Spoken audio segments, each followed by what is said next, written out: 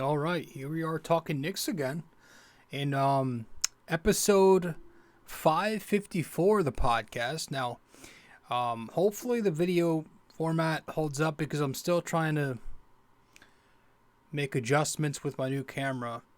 But if it starts lagging or if the audio is ahead of the video, you're just going to have to live with it until I figure this shit out. Unfortunately, I thought that buying this camera would get me some 4K video, but I believe the laptop that I'm using doesn't support. I mean, it supports it, but it's very choppy. And it doesn't have the CPU that can sustain 4K video, unfortunately. I have a Surface Pro, which isn't even technically a laptop. So, I'm trying to adjust the settings back to normal, but hopefully this video can last long enough to where... Anyway, you don't care about this shit. If it starts lagging, then it's just going to be audio only anyways, but whatever, fuck it. It made no sense.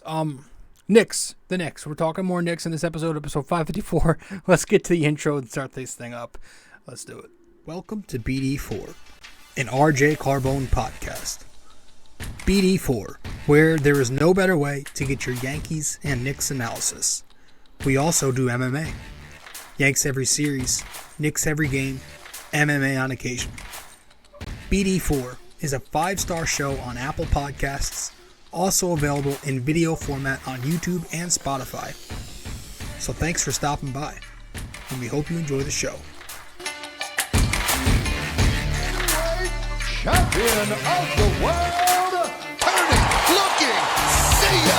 Anthony for three, bang! That one goes down, and the game is tied! Time! Penetrates, creates, and showing some dexterity as well with the left hand. Yankees win!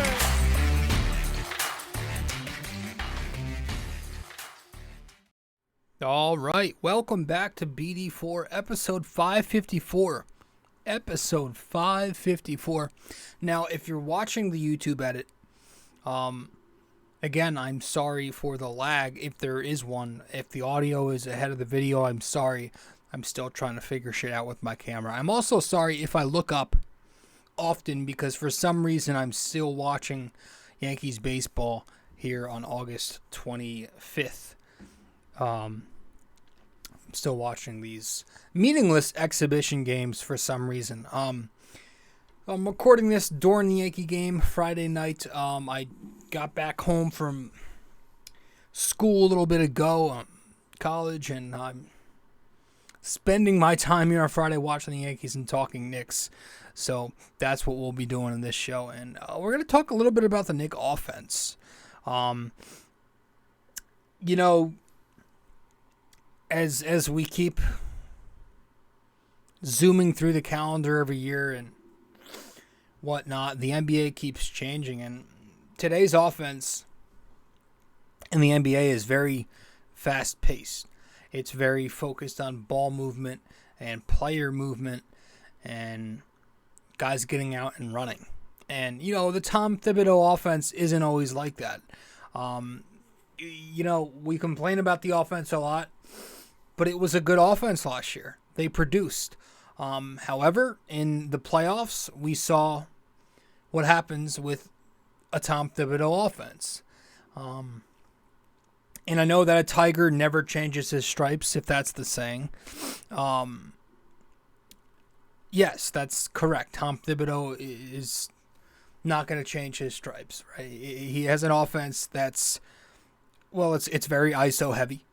A lot of DHO. A lot of basic pick and roll. It's a read and react offense. And I get that. But I feel like he does have to change it to a degree. And to his credit, he did show some adjustments last year. We saw a little bit more small ball than usual. Some other fourth quarter adjustments in there mixed in, and he finally took the veterans out of the rotation sometime in like late December or something like that. Remember?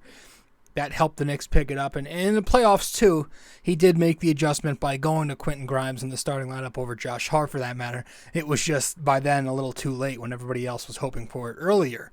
But I think it's going to have to come eventually where Tom Thibodeau starts embracing the new NBA a little more.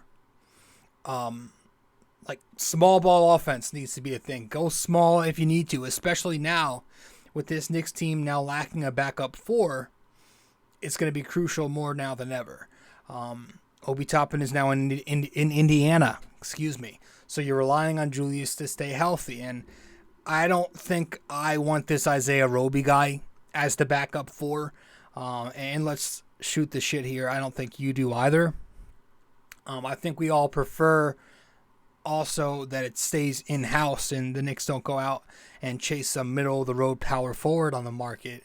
I think most of us are in agreement that you let RJ and Josh Hart share those power forward minutes. Not just when Randall sits or if he, God forbid, gets hurt, but also it'd be nice to see one of those guys play the four and having Randall slide up to play the small ball five at times, right? And obviously this is going to depend on matchups, right? Teams they play, the situation in the game, etc. But it really benefits the Knicks to go down this route with the era we're in. The Knicks need more spacing. They need a little more pace.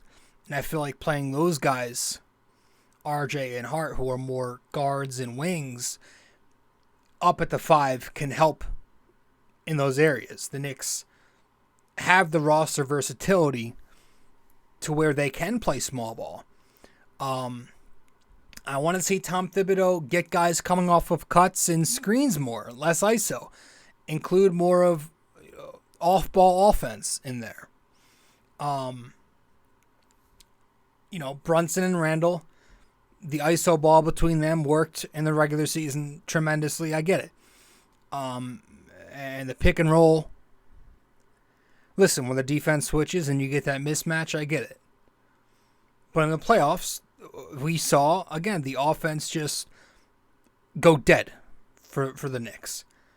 And that was their identity in the regular season. Not many guys could find it in the playoffs outside of a couple of guys. So it'd be nice this season to get guys like Quentin Grimes coming off screens. Get Josh Hart being the guy to screen off ball. He's great at that. Get RJ or Julius going in some off ball cuts as well. Get these guys in motion more and then get into your ISO from there.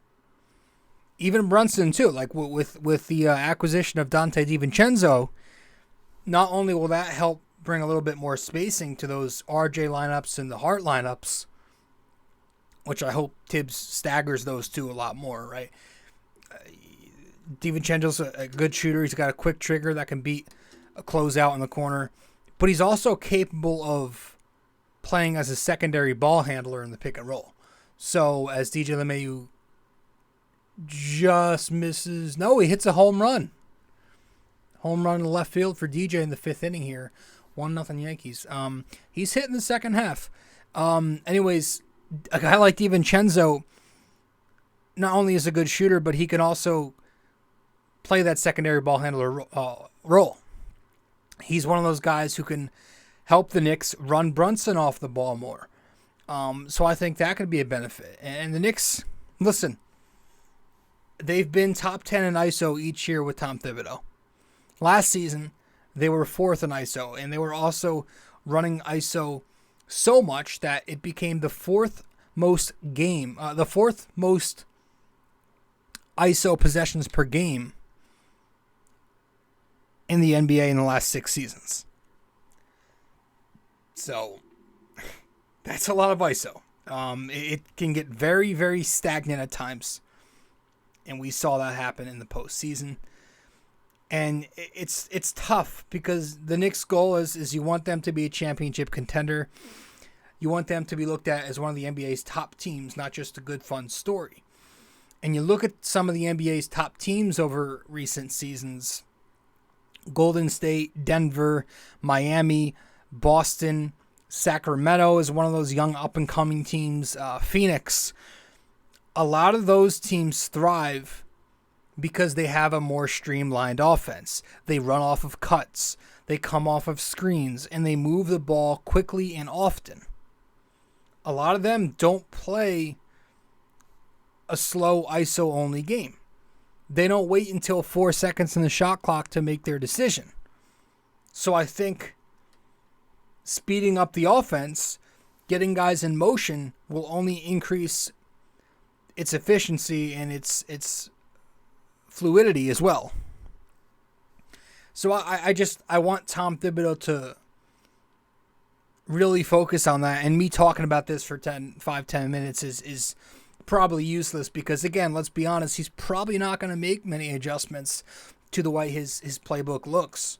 It's not a very intricate system.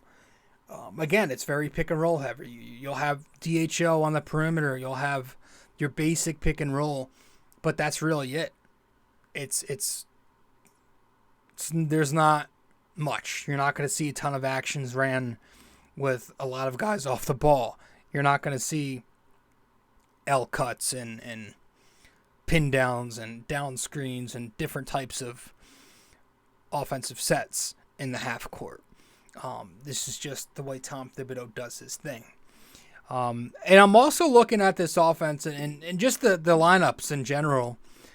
I am really curious, and we probably touched on this last time we talked Knicks. I want to see what this closing lineup is going to look like. So I want to talk about that real briefly when we return from break here on BD4, episode 554. Stay with us. We'll be right back. We appreciate you sticking around and listening so far. When you have a chance, be sure to open YouTube to subscribe, like, and comment. And if you're already watching on YouTube, be sure to head over to Apple Podcasts and give us a 5-star review. We appreciate your feedback and are always looking to improve. Now, with that all said, let's get you back to the show.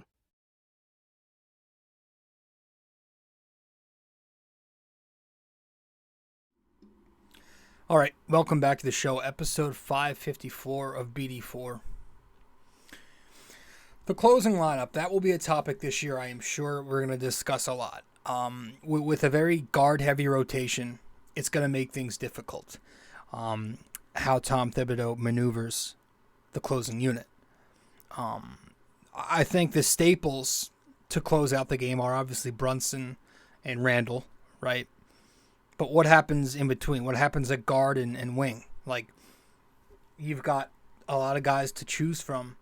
You've got Josh Hart, Quentin Grimes, Emmanuel Quickley, and now Dante DiVincenzo. RJ Barrett doesn't close a ton, and Thibs doesn't really hesitate to pull the trigger on him, as we've seen. But those guys, Hart, Grimes, Quickley, and DiVincenzo, those are the four options with essentially only 2 slots to fill in the closing lineup.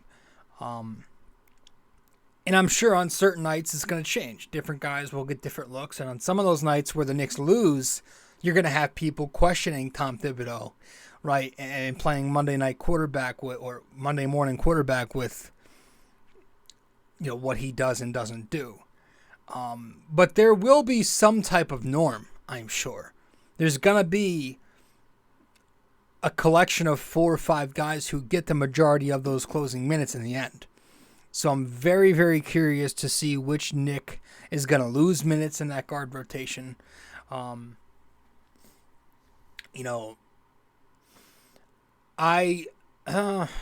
It's hard because you want Grimes out there for spacing, right? But you also want a guy like Hart out there for the rebounding and the size and how he can start those transition opportunities.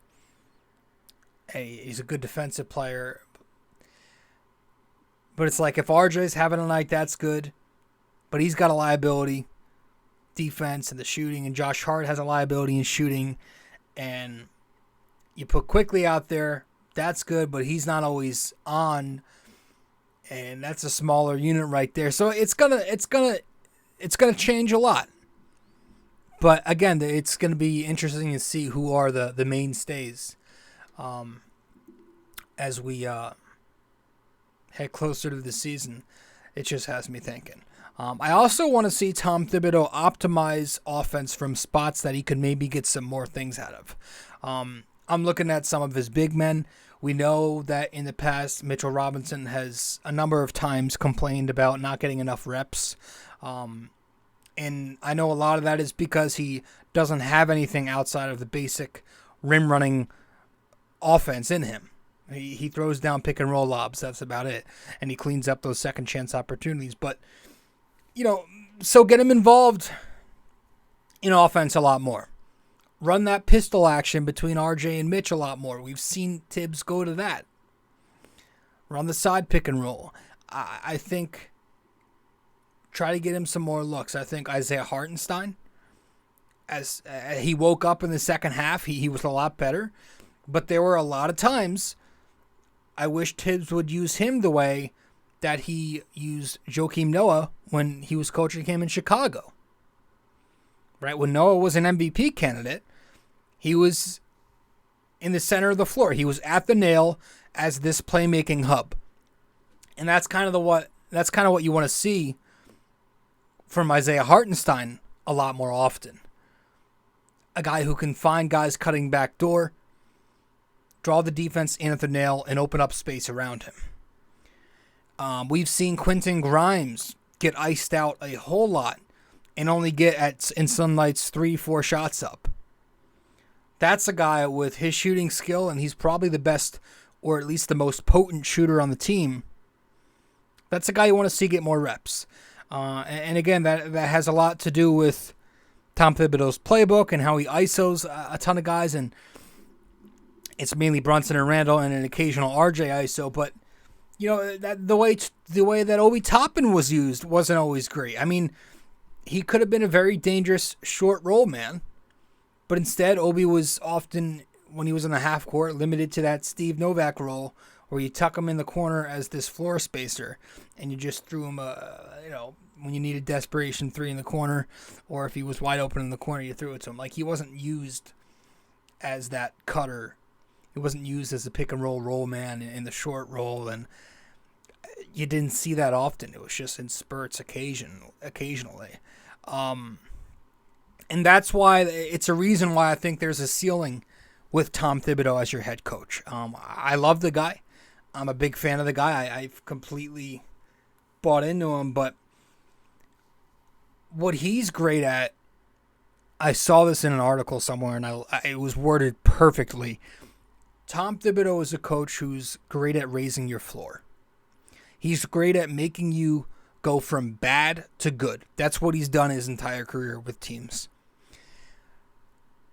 I'm not sure that he's a guy to get you from good to great, though. And pretty soon we're going to be approaching that expectation with the Knicks. I'm not sure he makes enough adjustments for that. I'm not sure that he has the offensive mind in an era where offense now wins a lot more than it did back then. And of course, to go further, the Knicks also need the personnel. And that, I guess that's going to segue us to our next talk, where we're going to start talking about superstars again. But yeah, as far as Tom Thibodeau goes, I think there is a ceiling for him. And I've always said this, that he's this, I've called him a placeholder coach. And that's what I think is going to happen. I think he's going to live out his contract, and the Knicks will probably part ways with him, as they probably should, and go a little younger. Get a guy who's more willing to adapt to the new NBA. But as for now, he's fine. But I think a more pressing, I don't want to say issue, but topic is the Knicks getting to that next level by making the superstar trade. And that's what I want to touch on when we return from break here on BD4 episode 554. Stay with us. We'll be right back. You can also find us on social media. If you'd like, you can follow BD4 on Facebook, and we're at BD4Pod on both Instagram and Twitter. We appreciate you helping us grow more and more every day. Let's get back to it.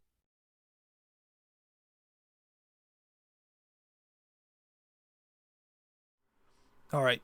Welcome back to the show, and please stay with me. I know this is fucking lagging as I was hoping it wouldn't. I'm going to try to fix it here. It's just a pain in the ass. Give me 2 seconds to see if I can figure this out. Hopefully it doesn't end the recording. Man, this...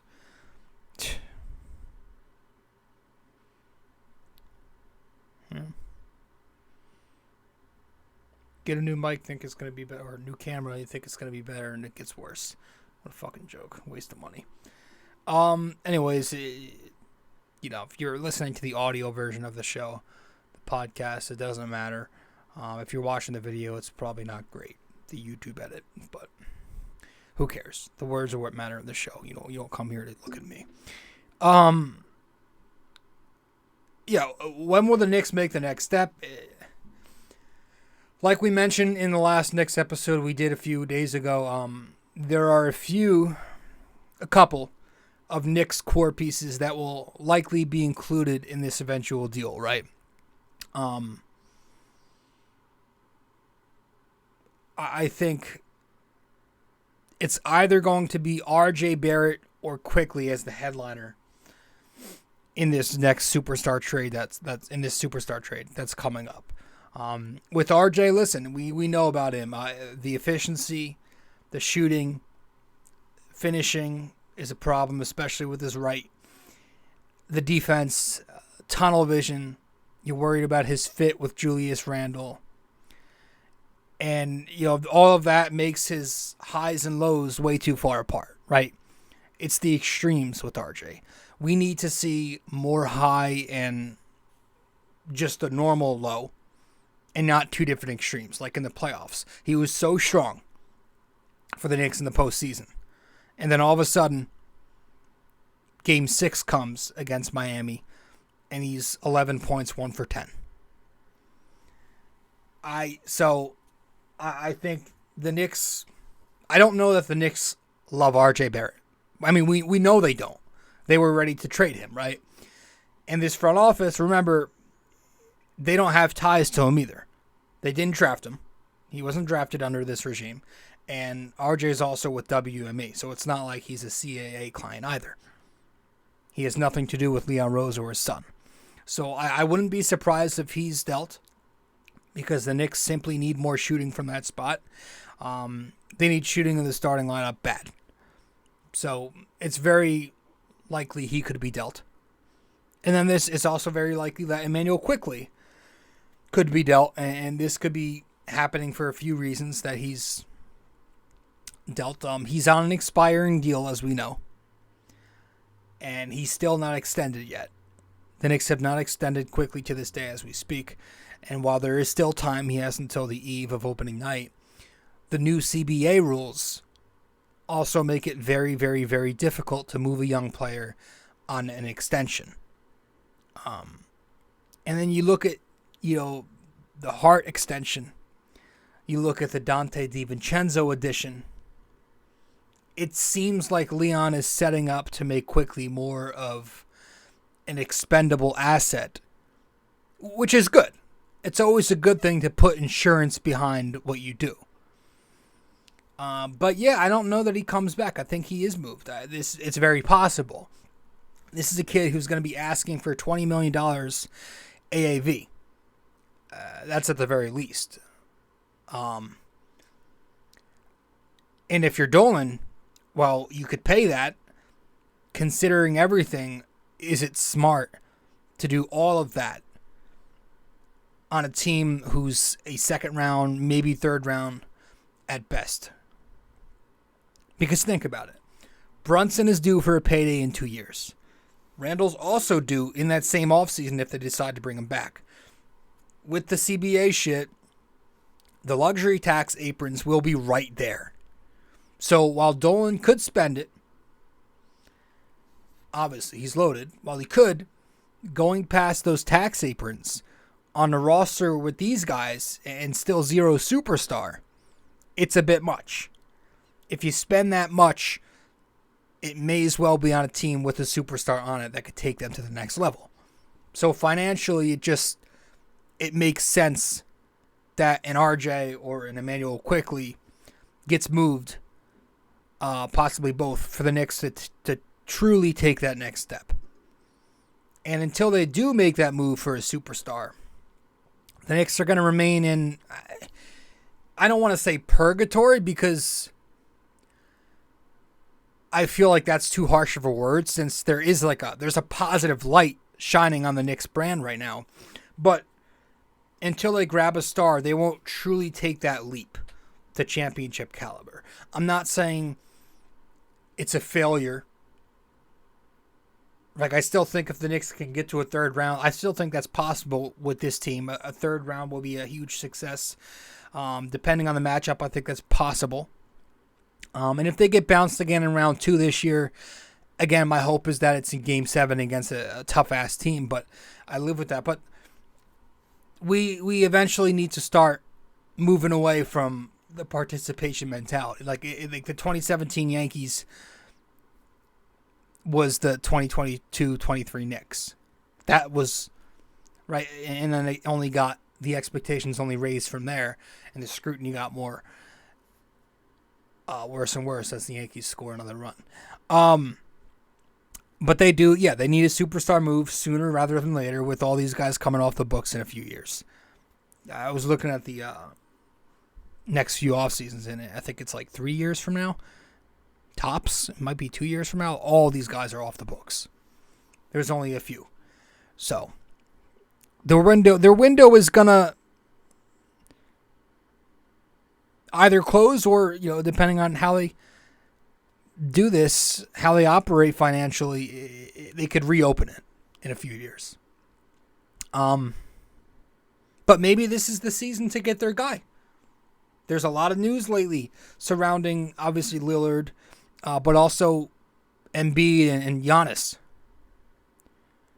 With Embiid, I feel like he's not... I know he wants to win a chip. He's said that anywhere. I feel like he's not moved unless James Harden is moved. But I don't know that I see Harden being moved right now. Is Harden good? Of course he's absolutely good. But between Harden's massive salary, he's making $36 million this year, and I believe the contract is expiring, so you're trading a shit ton of pieces for a rental in James Harden. Between that, the toxicity, I mean, the guy is just a walking cancer. The drama with Houston, the drama with the New Jersey Nets, and now the drama with Philly and his terrible relationship with Morey.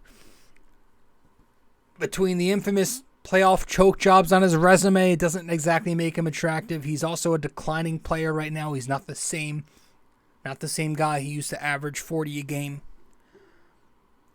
With the NBA different now, they're not giving out those calls that they easily handed to Harden back in the day. Between all that, I don't know that James Harden gets moved. I mean, not many teams you hear right now are interested. Maybe Miami, but again, they're dead set on getting Damian Lillard.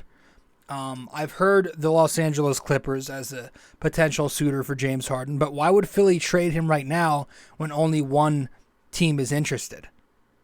They won't get anything from that. So the whole situation to me is in limbo, and that to me, the Harden thing is going to depict what happens with Joel Embiid, to me. I think he doesn't get moved unless we figure out what happens with James Harden. And then this Giannis thing is interesting. This is new. There were recent comments that Giannis Antetokounmpo made regarding him signing an extension. And basically what he says, we'll read it in a second, but he was saying how the Bucks, until they're ready for a title run, he's not signing that deal. And I have it word for word. I want to see if I can pull it up on my notes so I can read it out loud to you. So Giannis said the other day, I'm quoting, "The real question's not going to be this year. Numbers-wise, it doesn't make sense. But next year, next summer, it would make much more sense for both parties. Even then, I don't know. I would not be the best version of myself if I don't know that everybody's on the same page. Everybody's going for a championship. Everybody's going to sacrifice time away from their family like I do. And if I don't feel like that, I'm not signing. Very interesting quote there from Giannis Antetokounmpo, who already has a championship with Milwaukee not long ago. But obviously a very disappointing exit this year. They fired Budenholzer, and yeah, this could shake some things up.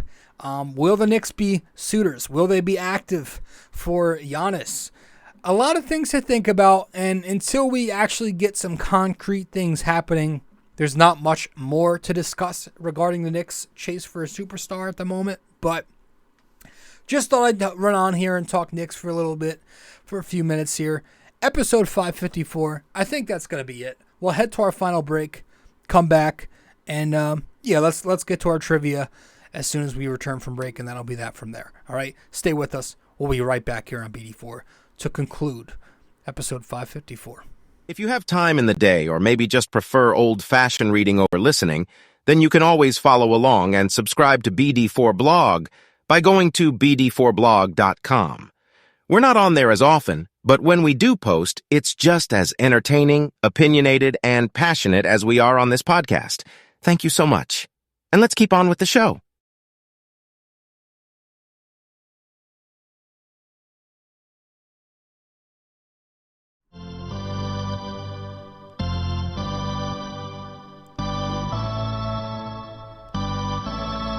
All right. So for this episode 554 of the podcast, we actually have our first multiple choice, I believe, in the history of BD4.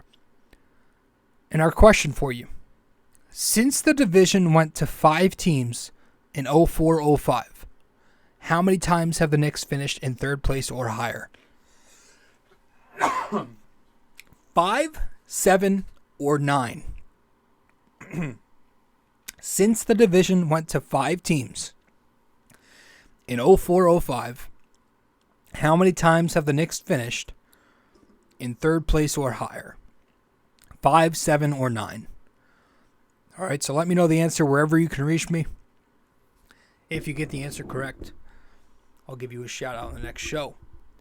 So I appreciate you stopping by. I thank you for hanging with me. If you're watching on the YouTube edit and you have to deal with the lagging on the screen and the audio not exactly being synced up to the video, appreciate you sticking around.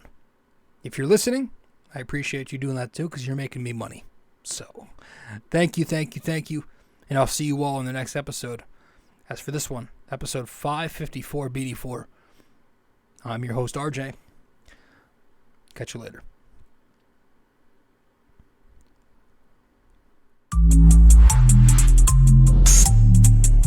This episode was brought to you by Anchor. Hey there! If you stayed the entire way through, we thank you immensely for it. We hope you enjoyed this podcast and that you come back for the next episode real soon. Don't forget to like, subscribe, comment, download these episodes, and share them with your friends as well. BD4 is a 5-star podcast simply because of you, and we'd like to keep it that way. Have a wonderful day. Go Yankees, and go Knicks!